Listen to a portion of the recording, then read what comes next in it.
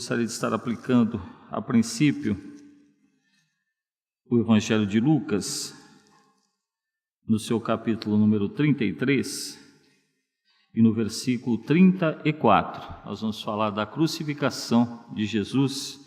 Nós podemos falar de 7 palavras que Jesus fala ali durante a crucificação, mas hoje, nesta noite, nessa palavra introdutória, eu gostaria apenas de enfatizar 2 das palavras que Jesus aqui fala. A primeira nós vamos já encontrar em Lucas capítulo 23, versículo 34, que fala assim: E dizia Jesus: Pai, perdoa-lhes, porque não sabem o que fazem. E repartindo as suas vestes, lançaram a sorte. Então nós podemos dizer que esta é a primeira palavra que Jesus pronuncia ali na cruz, quando ele já está crucificado. Ele olhando para aquele povo, olhando para aqueles soldados que repartiam as suas vestes, ele roga ao Pai, Jesus roga ao Pai dizendo: perdoa-lhes, porque não sabem o que fazem. Então, através dessas palavras de Jesus, ela nos deixa um ensino, um aprendizado, de olhar para aqueles que nos perseguem com um olhar de perdão, com um olhar diferente, um olhar espiritual. Jesus aqui, ele não olhou da maneira que nós, como seres humanos, com os nossos sentimentos, faz com que nós venhamos a olhar, talvez com ira, talvez com sentimento de rancor, mas Jesus, muito pelo contrário, ele não amaldiçoa aqueles que o crucificavam. Ele entende que aqueles homens o crucificavam pelo engano, pelo medo, pelo pecado que os dominava. Então, meus irmãos, isso é algo que Jesus quer que nós façamos também. Ele também quer que nós tenhamos esse olhar de misericórdia, aqueles que nos caluniam, aqueles que nos ofendem. Então, esse é um olhar difícil, mas nós devemos assim praticar, nós devemos buscar, através da graça e da misericórdia que nos é concedida através de nosso Senhor Jesus Cristo, que o nosso espírito seja transformado. Às vezes nós falamos que a palavra do Senhor nos transforma, mas em que sentido nos transforma? Somente dentro da igreja? Somente nas situações em que nós estamos tendo como situações oportunas ou situações benéficas no nosso meio? A grande prova, ela vem nas situações difíceis. Em situações difíceis é que nós manifestamos esse olhar espiritual aqui que Jesus tinha. Logicamente que Jesus era o próprio Deus encarnado. Logicamente que Deus, através do seu Filho Jesus Cristo, que deu a sua vida por nós, Jesus Cristo é a segunda pessoa da Divina Trindade, um Deus na segunda pessoa, não com diferença, não com situações abaixo de Deus Pai, mas numa igualdade, Deus Pai, Deus Filho e Deus Espírito Santo. Nós assim ainda concluímos, nós assim entendemos. Mas esse olhar de Jesus aqui, neste momento, é um olhar de sofrimento, uma pessoa que sofria, uma pessoa que estava passando por um sacrifício que ele não merecia, porque o merecedor era nós, ele estava pagando por nós, e naquele momento, quando ele era açoitado, quando ele era vilipendiado, quando ele era ofendido, ele olha para baixo e fala: perdoa, que eles não sabem o que fazem. Será que nós temos esse olhar de perdoarmos aos nossos irmãos, de concedermos o perdão? Então é algo que deve ser praticado por nós, deve ser observado por cada um de nós, e nós nos corrigirmos nesse sentido. Nós somos muito fáceis de apontar o dedo, é instantâneo, acontecer alguma coisa, você aponta o dedo, mas será que quando há necessidade do perdão, nós temos também essa eloquência de apontar o erro, da mesma maneira que nós perdoamos? Então é algo que nós devemos tomar muito cuidado nesse sentido. Uma outra palavra que eu gostaria de falar aos irmãos, seriam 7, mas eu vou falar apenas essas 2. A primeira palavra fala de perdão, e a segunda palavra, nesse mesmo capítulo, no versículo 43, fala assim: e disse a Jesus. Isso aqui é um dos salteadores que está ao lado de Jesus. Um deles fala a Jesus e fala assim: Senhor, lembra-te de mim quando entrares no teu reino.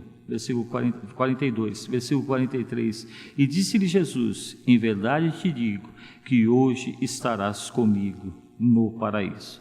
Essa primeira palavra foi perdão, que Jesus assim pronunciou. Aquilo fez com que o coração daquele salteador entendesse que ali tinha uma pessoa diferente, ali não era uma pessoa igual a eles que estavam ali. Talvez eles não tivessem ouvido falar de Jesus, ou talvez tivessem ouvido falar de Jesus, mas ignorado, não tendo um entendimento correto do quem seria Jesus, a que ele veio para a salvação.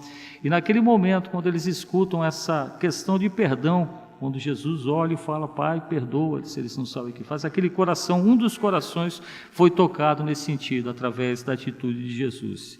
E a segunda palavra de Jesus é salvação. Então ele concede aquele salteador, em verdade te digo que hoje estarás comigo no paraíso. Então essa atitude de Jesus liberando perdão, a misericórdia para aquele malfeitor que reconheceu que ele, Jesus, estava ali justamente, demonstra o que? Um ato supremo de amor de Jesus. Quando rogou para que o Senhor perdoasse esse ato, ele constrangeu aquele homem.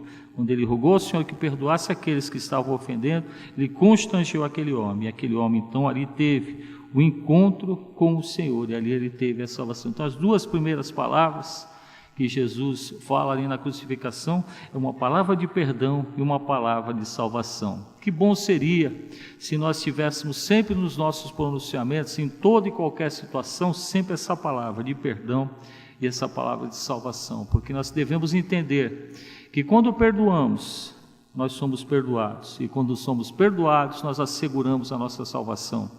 O que nos assegura a salvação? A graça e a misericórdia de nosso Senhor Jesus Cristo. A graça é a favor imerecido. Misericórdia porque nós somos miseráveis de coração, córdia e miséria, a junção das palavras. Todos nós somos miseráveis de coração, miseráveis em sentimentos, miseráveis em perdoar, miseráveis no segmento da nossa vida nesse sentido. Então, se nós tivéssemos sempre, em todo o nosso cotidiano, em todas as nossas situações que vivemos, a liberação do perdão e a conservação da salvação, fatalmente nós não cometeríamos erros, fatalmente nós não teríamos os embates, nós não teríamos as situações difíceis em que vivemos na nossa vida, no nosso cotidiano e também dentro da igreja. A igreja também faz parte do nosso cotidiano. Se a igreja não fizer parte do nosso cotidiano, nós já estamos agindo de maneira errada. A igreja não é uma exceção do nosso cotidiano. Às vezes eu mesmo, às vezes falo no nosso cotidiano, e parece que eu tiro a igreja não faz parte do nosso cotidiano, a igreja faz parte do nosso cotidiano. Penso que o principal tempo dentro do nosso cotidiano é o tempo em que nós nos dedicamos à igreja, isso é o principal. Então que nós tenhamos mais perdão, que nós conservemos mais a nossa salvação e nós possamos dessa maneira fazer com que as pessoas também conservem a sua salvação. Importante nós falarmos, a palavra nos fala que se nós não perdoarmos aqueles que nos ofendem, Deus também não perdoará as nossas ofensas. Então há uma perda.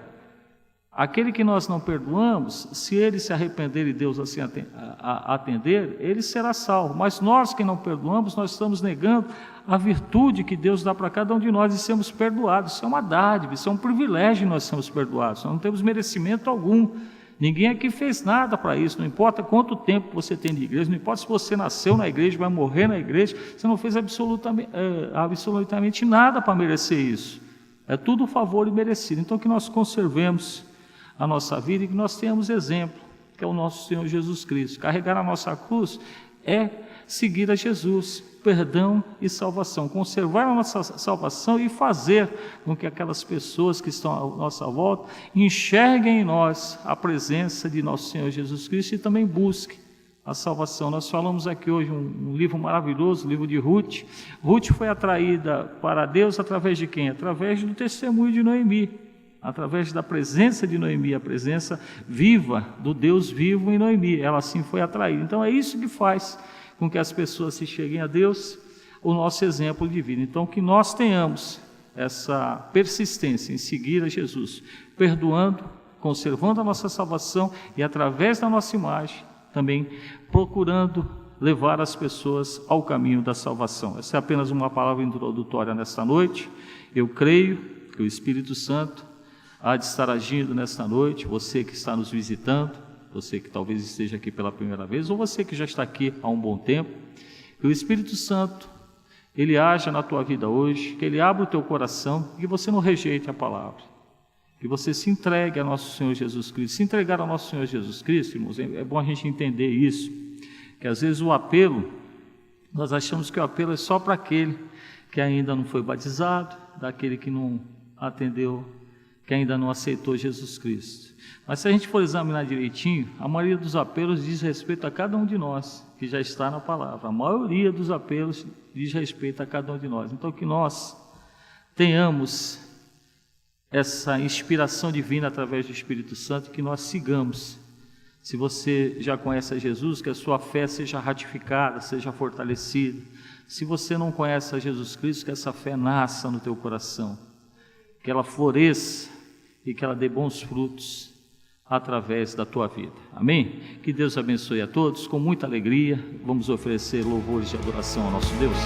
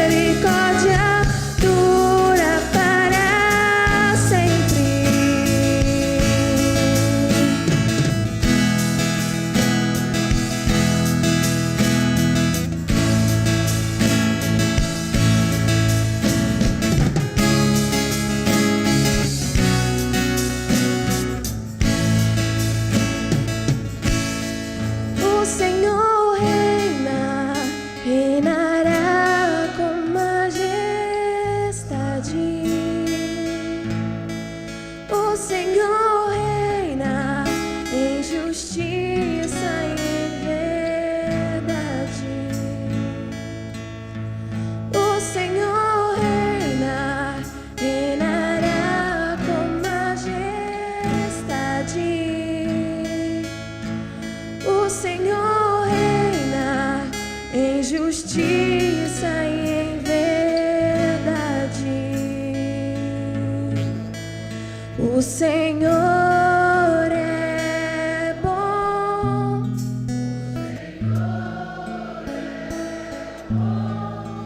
Sua misericórdia dura para sempre. O Senhor é bom. O Senhor é bom. Sua misericórdia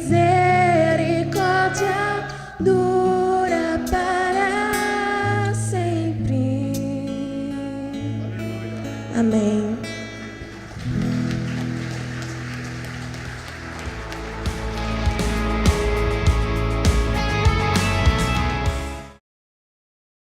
Paz do Senhor, irmãos, amigos, gostaria de compartilhar o texto que está no livro de Gênesis, capítulo 1, a partir do verso 24. Vamos falar sobre a imagem e semelhança de Deus.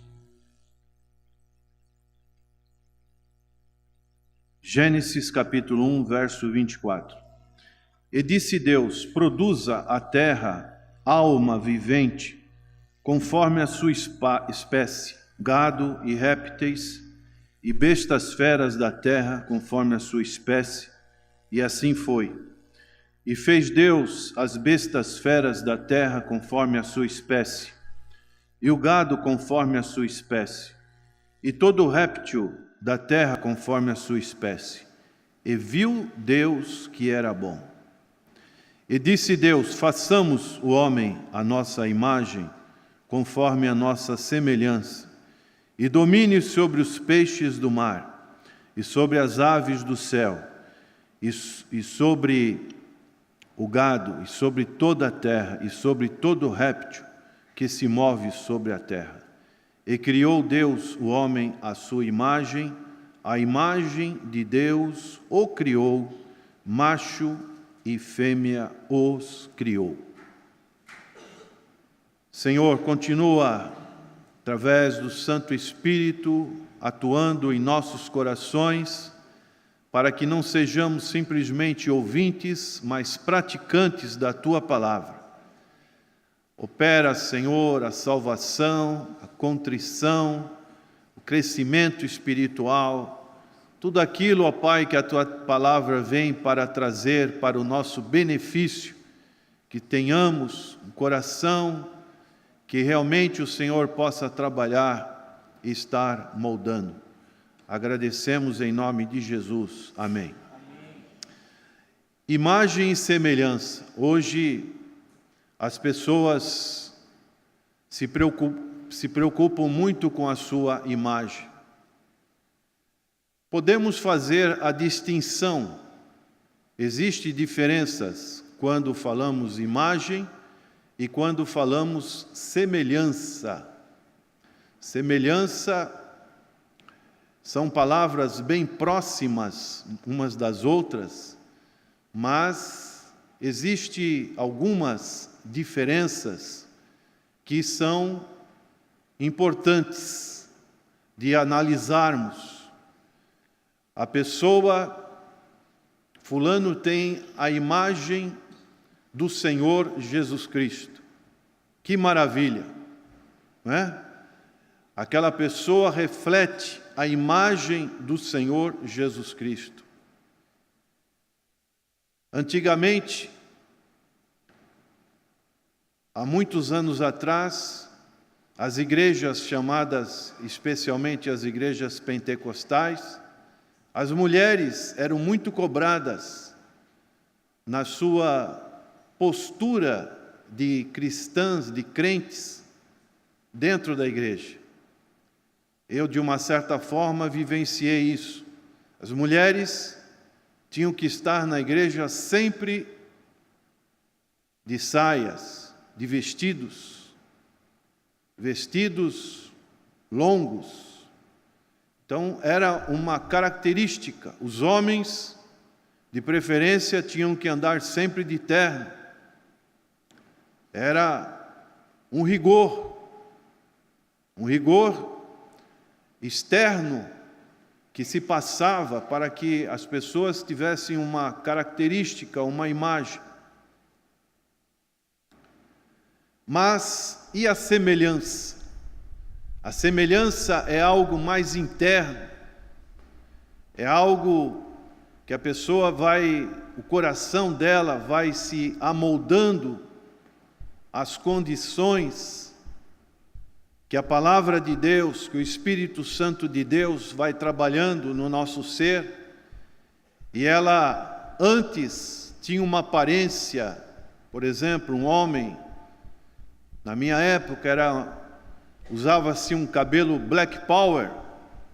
Hoje não existe tanto isso, barbas existem, mas quando uma pessoa aceitava o Senhor Jesus e ela ia tendo uma experiência com Cristo, automaticamente aquela imagem e também a sua semelhança ia sendo transfigurada numa nova pessoa, e Deus ia operando algo naquela vida.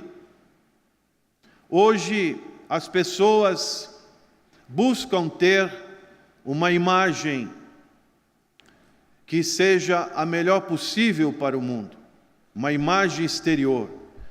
De uma certa forma, isso é válido, mas existe uma conotação, podemos dizer até exagerada, quando uma pessoa, por exemplo, ela engorda muito, então ela faz de tudo para que tenha novamente aquele corpo, que era o corpo do passado.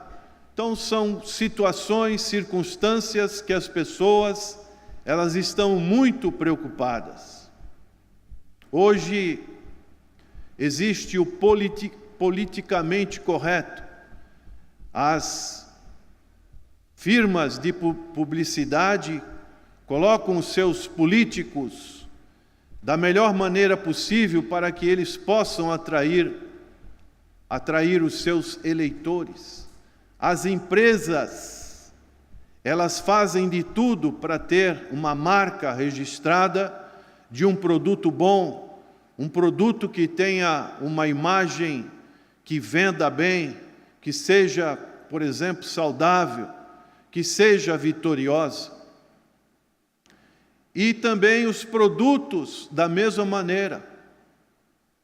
Não é do tempo da grande maioria de vocês, mas algo que me chamou a atenção no passado, me chamava a atenção, me traz à memória neste momento, era um biotônico que existia nos tempos antigos.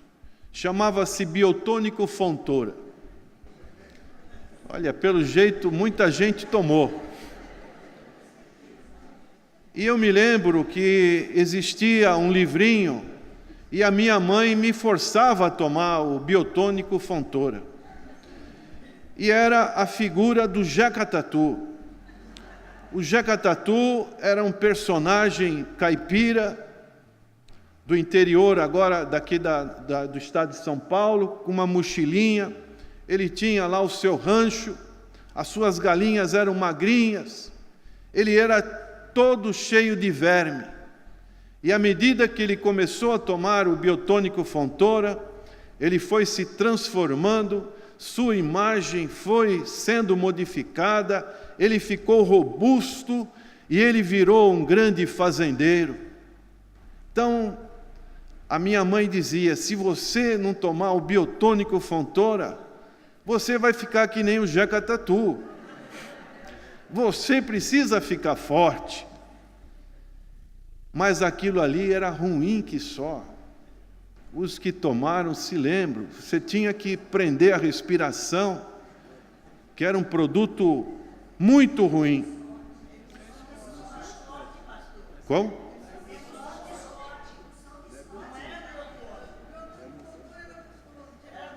Ah, era gostoso? Então eu estou fazendo confusão, me desculpe. Como? Unção Scott. Ah, tá. Bom, esse aí eu, graças a Deus, não tomei. Mas para mim o biotônico Fontoura não era muito agradável. Meio escuro, me lembro, ela pegava na colher e descia a goela abaixo. O irmão está falando que ela colocava esse outro produto junto. Mas isso criava uma imagem de um personagem que era forte, saudável. Isso induzia-nos a também tomar esse chamado produto. Então, nós, como seres humanos, nós lemos hoje um salmo e me chamou a atenção enquanto que o irmão... E esse irmão, eu gostei dele ler o salmo. Acho que ele vai ser o nosso orador oficial de salmo. Já fica aqui escalado, nosso presbítero aqui, olha, ele não rateou. E eu confesso que às vezes quando leio, assim com os irmãos, às vezes há um rateio. Parece que a marcha, ela não engrena direito. Mas aqui no salmo que nós lemos, Salmo 31, verso 12... Diz aqui o texto, salmista dizendo, Salmo de Davi, ele dizia assim: estou esquecido no coração deles, como um morto, sou como um vaso quebrado. Essa palavra, eu já tive oportunidade de pregar sobre isso, um vaso quebrado. Isso significa muito bem a nossa imagem, a nossa semelhança para com Deus. Você pode recuperar um vaso quebrado? Vai ficar colado, né? Mas recuperar como ele tinha aquela forma, aquela aparência exata, isso é impossível, né? Deus, Ele também trabalha na nossa vida. Nós somos como um vaso quebrado. Deus vai trabalhando, juntando os caquinhos, às vezes caquinhos pequenos, vai trabalhando na nossa vida para que novamente nós possamos ter este vaso restaurado pelo poder de Deus. O nosso corpo, ele exemplifica muito a igreja do Senhor. Paulo, ele faz a comparação do nosso corpo com a igreja. Ele cria essa analogia, essa figura, essa imagem do corpo, da aparência com a igreja do Senhor. A igreja do Senhor, ela também precisa ter uma imagem, uma semelhança com o Senhor Jesus Cristo. Este deve ser o nosso grande objetivo, individualmente e coletivamente. No ano de 1508, houve um período na face da terra, especialmente na Itália, do renascentismo. E nesse período houve 2 pintores, artistas, eram engenheiros, eram pessoas famosas, que foi Michelangelo e Leonardo da Vinci. Um certo papa chamado Júlio II convenceu Michelangelo de pintar a Capela Sistina lá no Vaticano. Esse homem ficou durante 4 anos pintando a Capela Sistina. Quem já foi a Roma, com certeza visitou este lugar, porque é um dos lugares mais visitados turisticamente falando. Ele deve ter armado andaimes e ficou de cabeça para baixo no chão pintando aquela grande abóboda, e foi pedido para ele pintar cenas do Antigo Testamento. E no centro dessa abóbada da Capela Sistina existe uma figura de Deus e uma figura de Adão. Deus é reportado como um homem barbudo, com um nariz que lembra muito o nariz dos romanos, e os toques das mãos, existe um espaço que as mãos não se tocam. O artista deixou essa figura marcada, não se tocando. Então, essa imagem de Deus, com as suas formas naturais, humanas, elas não correspondem a uma realidade do que Deus é. Deus é o quê? É Espírito. A palavra de Deus nos diz, no livro de Êxodo, capítulo 20, uma recomendação que Deus disse para Moisés e para o povo de Israel. Isso é muito importante, porque muitas das vezes queremos formular imagens da pessoa de Deus. Diz aqui no capítulo 20, verso 3, não terás outros deuses diante de mim, não farás para ti imagem de escultura, nem alguma semelhança do que há em cima nos céus, nem embaixo na terra, nem nas águas debaixo da terra. Então aqui diz muito claramente, não farás para ti imagem de escultura, qualquer coisa que possa lembrar a pessoa de Deus. Isso era algo que Deus orientou o povo de Israel. Com relação a Adão, quando nós lemos esse texto aqui, o Senhor formou Adão e Eva, e no capítulo 2, verso 7 diz, e formou o Senhor Deus o homem do pó da terra, e soprou em seus narizes o fôlego da vida, e o homem foi feito alma vivente. Nós podemos ver que na criação de Deus, que nós relatamos aqui nesse texto do início, do capítulo 1, verso 24 até o 27, nós vemos como Deus criou os animais.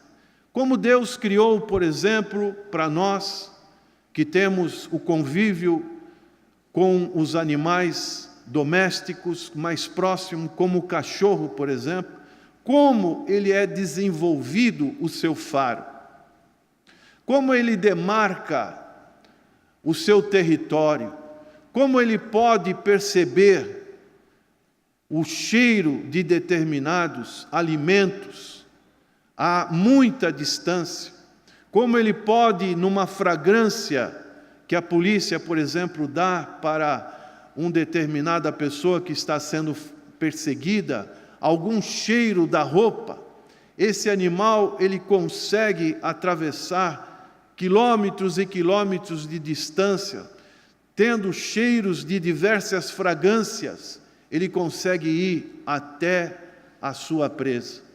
Então são desenvolvimentos que Deus criou na sua natureza, na sua obra criada, e Deus nos deu no nosso corpo os chamados 5 sentidos, e esses 5 sentidos, eles são para desenvolvimento nosso, para nossa percepção, para nós crescermos cada vez mais numa estrutura não somente fisiológica, mas também, principalmente, numa estrutura espiritual, para que nós possamos refletir cada vez mais a imagem e semelhança de Deus.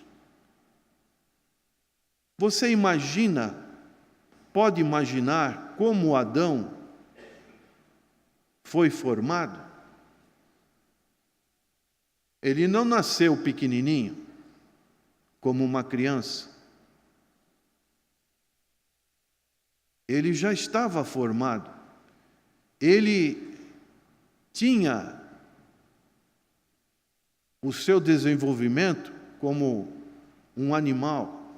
Mas aqui, Deus diz no capítulo 2, verso 7, que Deus formou do pó e da terra e soprou o fôlego de vida nas suas narinas. Esse fôlego de vida significava o quê? Que o homem, ele agora tinha comunhão, ele tinha determinados aspectos de semelhança com Deus, não que ele fosse divino, mas ele tinha uma postura, uma comunhão perfeita com Deus. E Deus se alegrava desta comunhão com o homem. Mas, no decorrer do tempo, o que aconteceu? O homem desobedeceu a Deus e essa figura tão perfeita, ela foi quebrada. Ela foi destituída dessa chamada imagem e semelhança de Deus. Ainda fica no sentido moral, muitas coisas que, mesmo quando uma pessoa não conhece a Cristo, muitas marcas, características que Deus criou ao homem ainda ficam, graças a Deus, marcada no convívio da nossa sociedade, no mundo todo.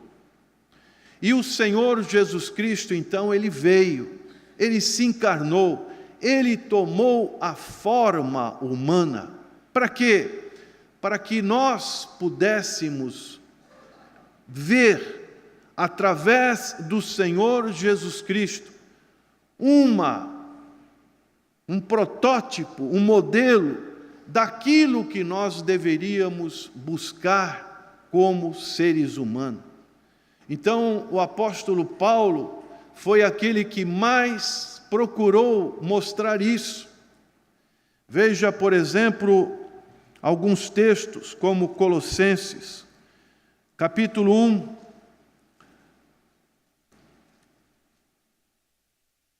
verso 15, o apóstolo Paulo diz assim, a respeito do Senhor Jesus Cristo: o qual é imagem do Deus invisível, o primogênito de toda a criação.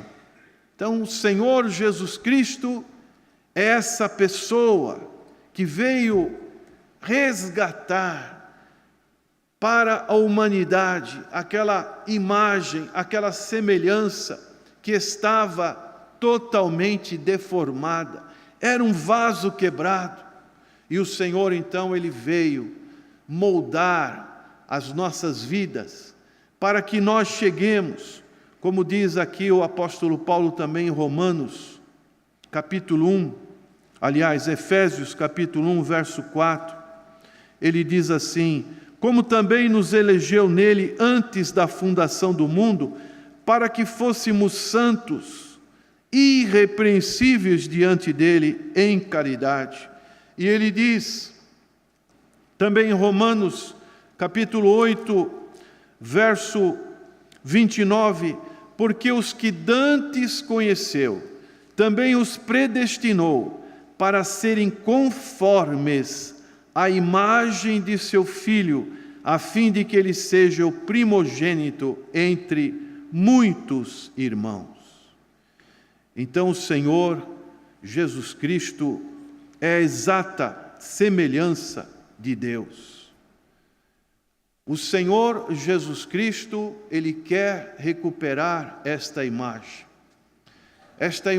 que foi deformada com o pecado. O Senhor Jesus Cristo, ele quer agir nas nossas vidas para que novamente a imagem seja restituída Aleluia! Essa semelhança seja restituída, para que realmente a igreja do Senhor possa ser aquele perfume, possa ser aquela luz que irradia nas trevas a imagem do Senhor Jesus Cristo. Então o Senhor Jesus Cristo, Ele quer trabalhar no seu coração, na sua vida, quer fazer com que você se assemelhe cada vez mais à sua pessoa. Ele foi a plenitude da imagem de Deus aqui na terra. João capítulo 1, verso 14 fala sobre isso. E vimos a plenitude do Senhor Jesus Cristo, a sua glória, a glória do unigênito do Pai. Ele se encarnou, Ele tomou a forma humana. Ele não tinha nenhuma aparência de formosura. Se nós lermos Isaías, capítulo 52,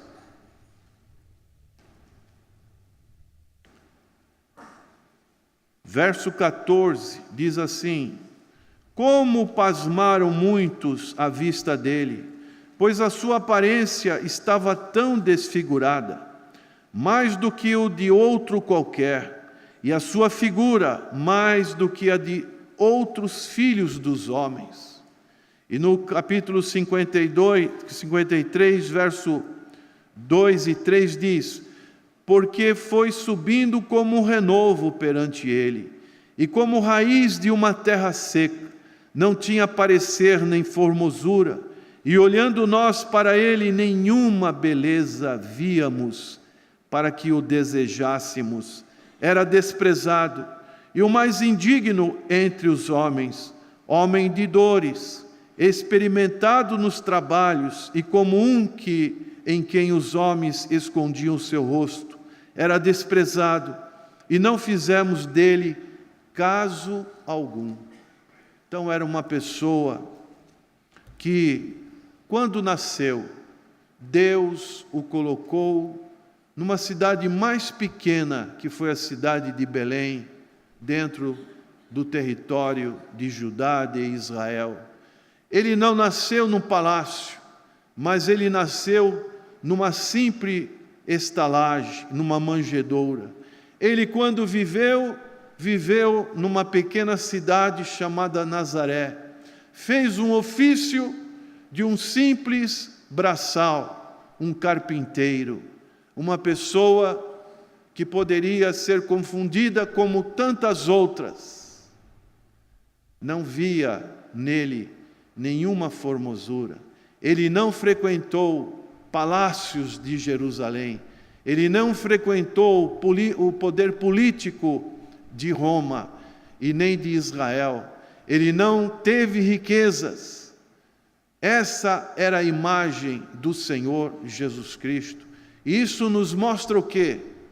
Que a imagem que nós também devemos buscar é a imagem da humildade, é a imagem de um coração quebrantado, é a imagem de estar entre os simples, que são aqueles que compõem o povo do Senhor, entre aqueles mais humildes.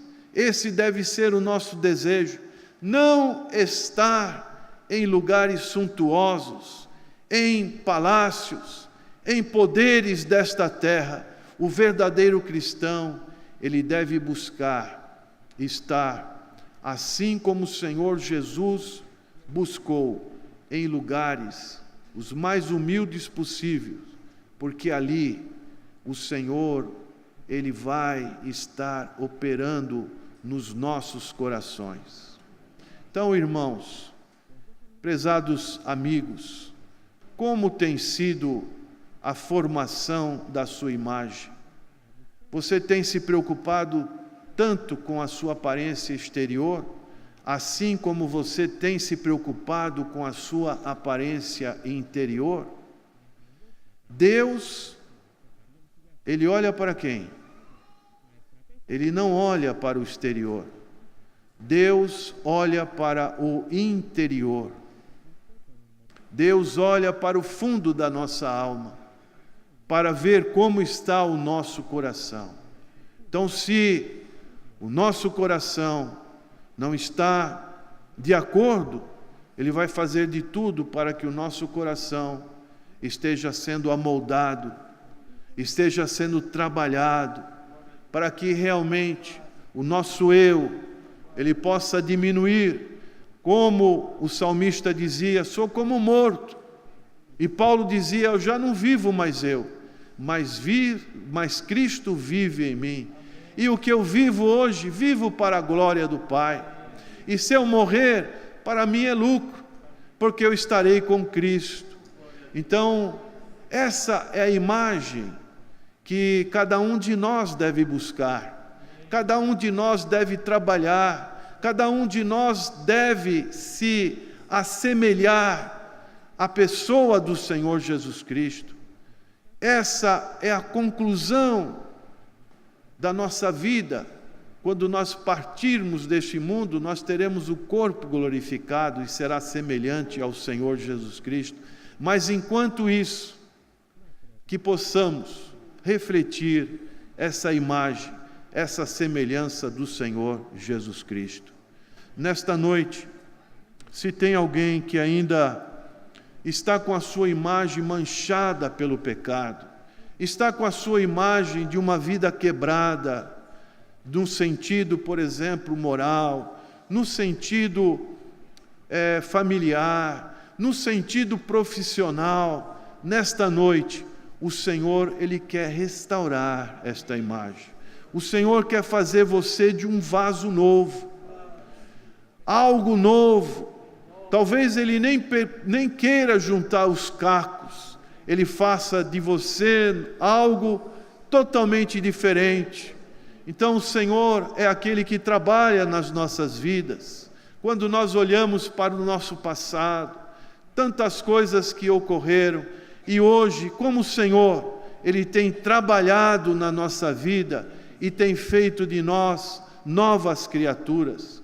Por isso, você que está aqui, talvez ainda preso a algum vício, alguma situação que é difícil de você deixar, mas creia, o poder está no nome do Senhor Jesus.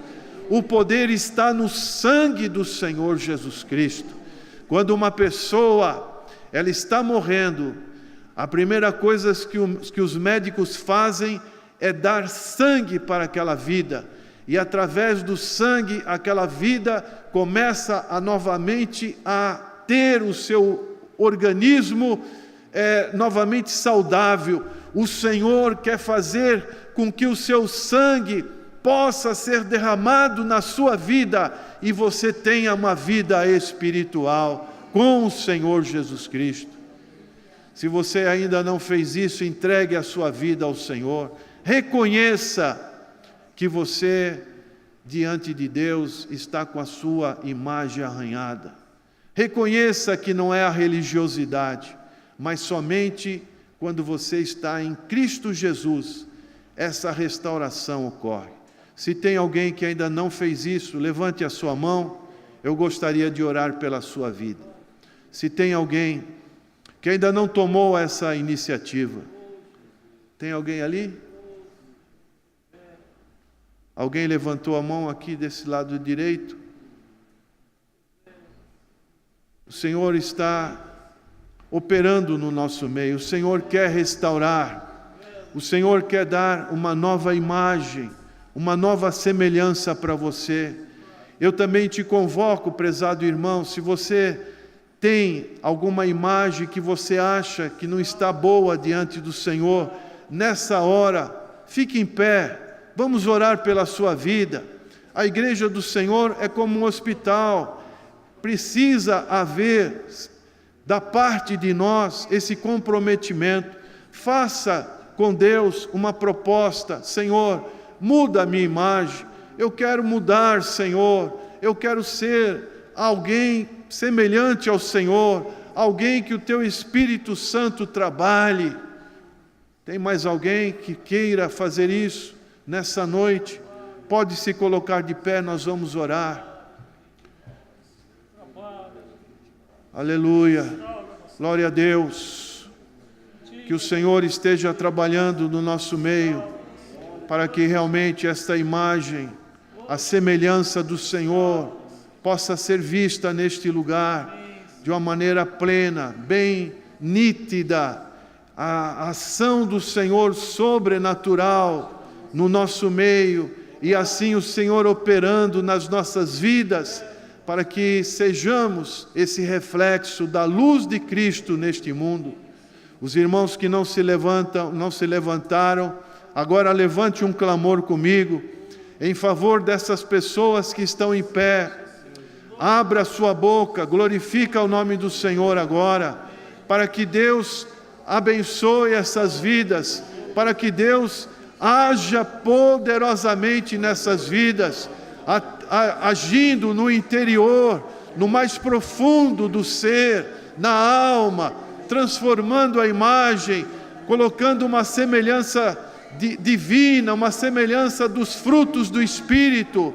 Clamemos ao Senhor agora, é o nosso dever clamar pelos nossos irmãos, para que eles estejam fortalecidos neste lugar. Oremos agora. Senhor, nosso eterno Pai, abençoa, Senhor, os nossos irmãos que estão se posicionando nesta noite, ó Pai. Ó Senhor, aquela imagem que o Senhor formou, Adão e Eva, uma imagem perfeita, Senhor, que o Senhor veio restaurar através do Senhor Jesus Cristo.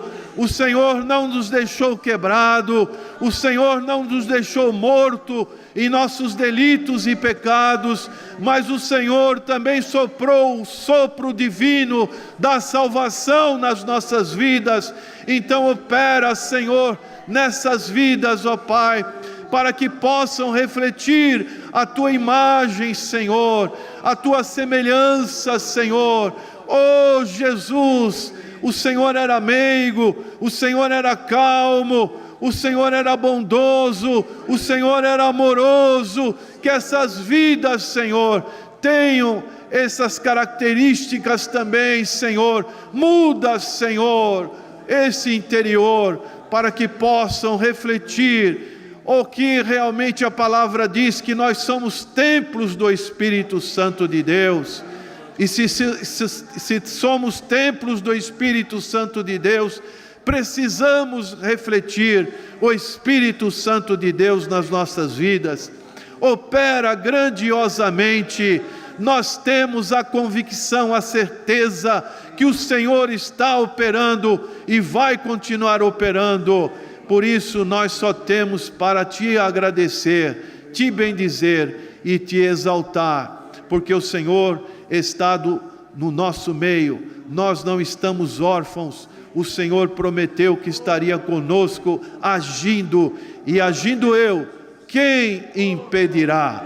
Ninguém pode impedir o teu agir. Que Deus nos abençoe.